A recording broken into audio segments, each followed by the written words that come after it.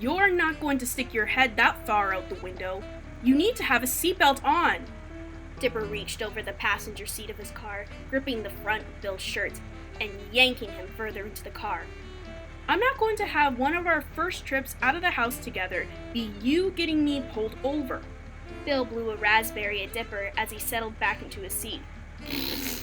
You humans and your horrible, boring laws. Can't a guy have fun with his new body?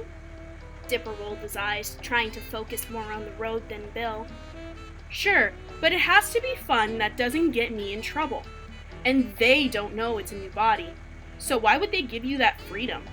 Hell, even if you told them it was a new body, they would want to throw you in a home somewhere. Yeesh! I know all that.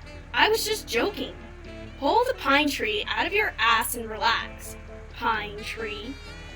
The two of them stuck their tongues out at each other, mostly staying silent for the rest of the car ride to the store. Ford had trusted this simple task to Dipper and Bill, mostly to see how the demon would react out in public.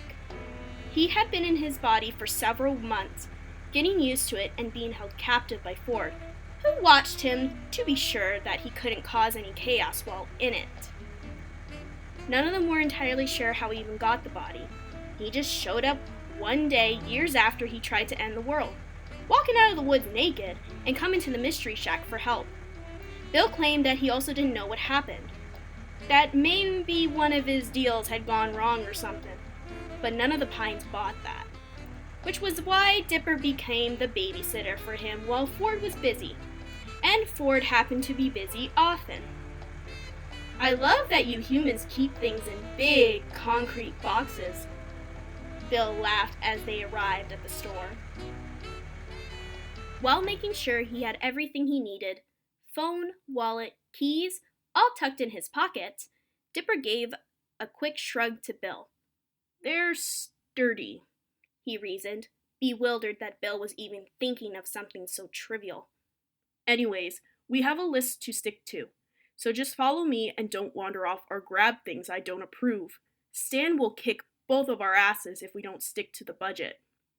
Yeah, I'll be good, Bill huffed. The two walked into the store together, Dipper grabbing a cart and silently praising Bill for not immediately walking off or climbing into the basket. He thought for sure the demon would cause him problems right off the bat, but it seemed that he was trying to behave, which made Dipper wonder about his overall plans even more. Whatever Bill was going for, it was confusing as all hell.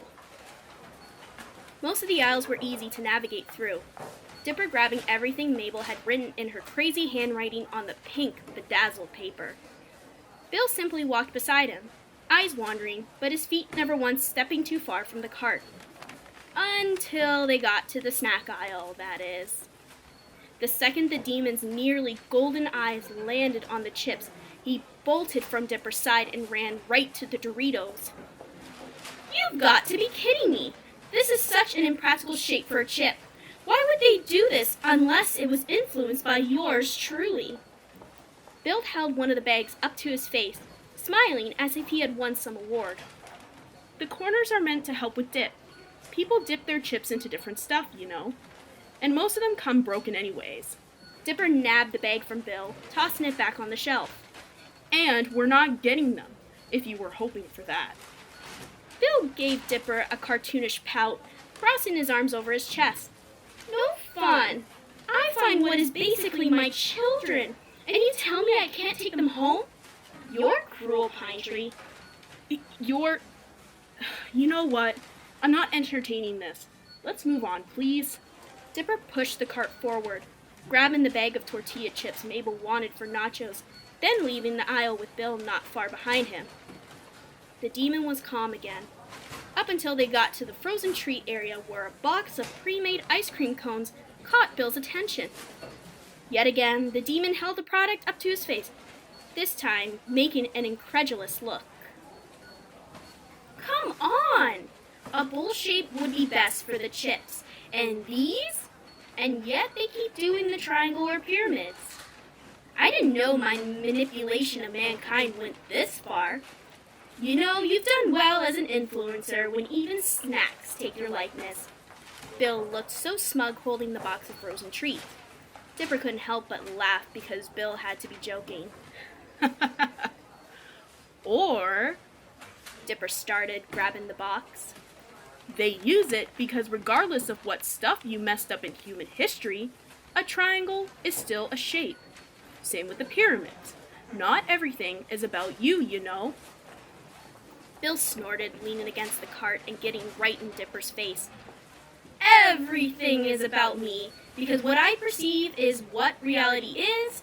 Therefore, if I can connect something to being about me, it is. Rather than trying to offer a retort, Dipper simply pushed the cart forward, causing Bill to stumble. Let's get moving. We're almost done. Dipper kept walking, though he had to stop when a firm, tan hand gripped the edge of the cart and kept it in place. You're not fun, Pine Tree. Can't we just laugh about things like we do when we're alone in your room? The demon raised his brow and smirked, Dipper's cheeks burning red from the look. They may or may not have spent some time alone together, Dipper being a little more friendly with the demon than he'd ever intended to. It had never been anything too far, but they had certainly been more comfortable around each other than they were being in the store. Alright, fine, ha ha ha, triangle funny. Just, let's hurry, alright? And we agreed not to bring that up. Dipper pushed the cart again, glad that Bill let go of it. We'll get you to loosen up more one day, Pine Tree. Bill wiggled his eyebrows with his suggestive comment. Dipper's face turning an even deeper red. Just shut up, dude. Come on, let's be done with this shopping. Despite the demon's laughter, Dipper pushed on and kept his mind on the list so that Mabel wouldn't scold him for forgetting something. Bill was going to be the absolute death of him.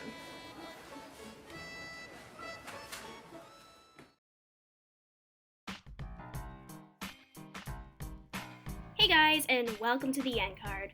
I really hope you enjoyed today's story by RoboticSpaceCase. Thank you so much for letting me dub your story. Also, for those who haven't heard yet, I have some exciting news.